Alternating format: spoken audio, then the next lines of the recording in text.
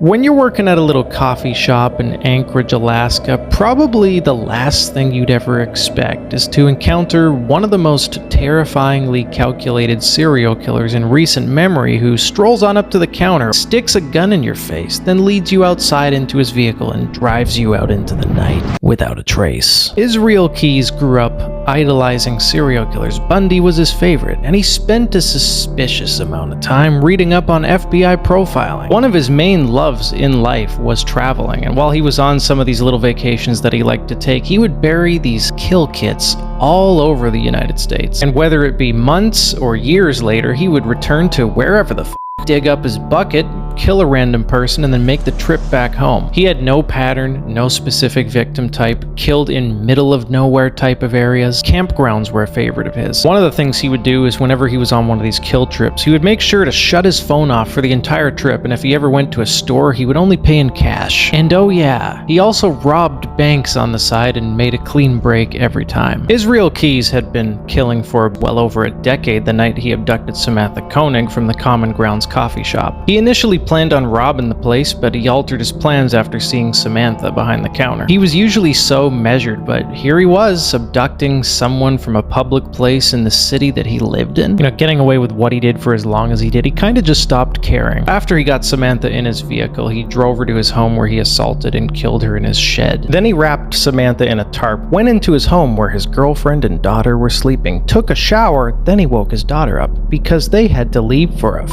cruise that he'd penciled in for the Gulf of Mexico. When he returned home, he went back into the shed. Quoting something that Keyes later said himself, he said she still looked lively, so he redressed her in some newer clothing, he put makeup on her. Then he snapped a photo of Samantha holding up a newspaper that was a few days old to prove dates where she kind of looked alive, and used it to set up a ransom demand of $30,000 from her family, which he received. Of course, by the time the family saw the photo and paid the ransom, Samantha had already been dismembered and dumped in a frozen lake. After that, this new Israel the genius started withdrawing money using Samantha's debit card across multiple states. Police were only able to identify a vehicle model in ATM security footage, but they weren't on the lookout long before they pulled over a man with an Alaskan driver's license. In the process of giving the FBI information on people he'd murdered over the years, the bitch took himself out in his cell before they ever found out the true scope of his crimes. But they did find paintings of skulls drawn in blood underneath his cell, 11 to be exact, which they believe was an admission to the amount of people he killed. But he could have killed way more because he traveled often and